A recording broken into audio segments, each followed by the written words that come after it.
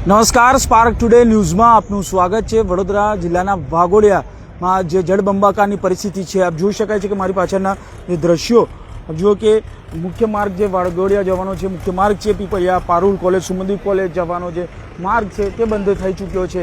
હાલ જો કે મહા મુસીબતે લોકો અહીંથી પસાર થઈ રહ્યા છે। જે પ્રકારે આખા રોડ પર પાણી ફરી વળ્યા છે, પોલીસ તંત્ર પણ અહીંયા તૈનાત થઈ ચૂક્યું છે। કોઈપણ વાહનને અહીંયા આવવા માટે મંજૂરી નથી આપવામાં આવી રહી।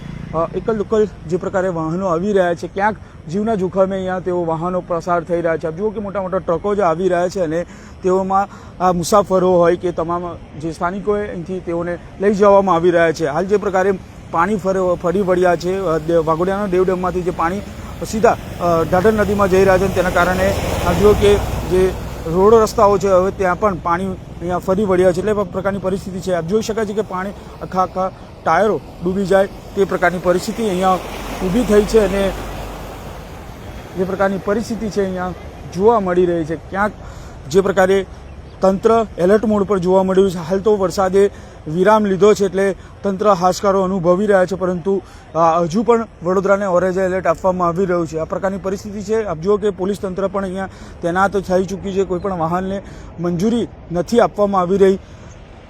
જો કે જે પ્રકારે પાણી અહીંયા વહી રહ્યા છે અને પાણી આપ જુઓ કે અહીંથી વહીને સીધા ખેતરોમાં જઈ રહ્યા છે। આ પ્રકારની પરિસ્થિતિ છે। વાઘોડિયાના જે જવાનો મુખ્ય માર્ગ છે, મુખ્ય માર્ગ પર આ પ્રકારની પરિસ્થિતિ આપ જો કે જે સુમનદીપમાં જે વિદ્યાર્થીઓ વહેલી સવારે ફસાયા હતા, લગભગ 140 જેટલા વિદ્યાર્થીઓ ફસાયા હતા, તેઓને સહી સલામત રીતે રેસ્ક્યુ કરવામાં આવ્યા હતા।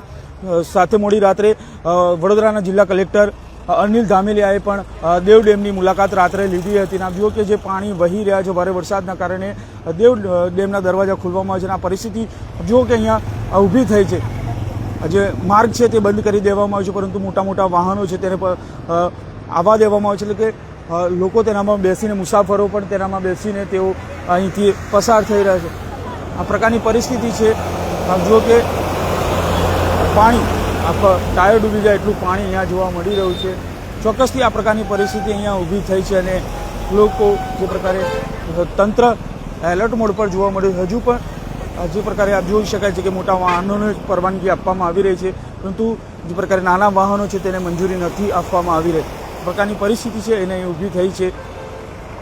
આ જે ટ્રકો છે આપ જોઈ શકો, ટ્રકોમાં જે મુસાફરો છે તેમને લઈ જવામાં આવી રહ્યા છે અને હા જે દેવ ડેમના પાણી છે તે હવે વાઘોડિયાના રસ્તા પર આવી ચૂક્યા છે અને તે પરિસ્થિતિ છે અહીંયા જોવા મળી રહી છે। આપ જુઓ કે રસ્તાઓ પણ બંધ કરી દેવામાં આવ્યા છે, પોલીસ તંત્રને અહીંયા મૂકી દેવામાં આવે છે, કોઈપણ વાહનને અવર જવર માટે મંજૂરી નથી આપવામાં આવી। આ પ્રકારની પરિસ્થિતિ ત્યારે વરસાદે વિરામ લીધો છે, પરંતુ તંત્ર અત્યારે એલર્ટ મોડ પર અહીંયા જોવા મળી રહ્યું છે।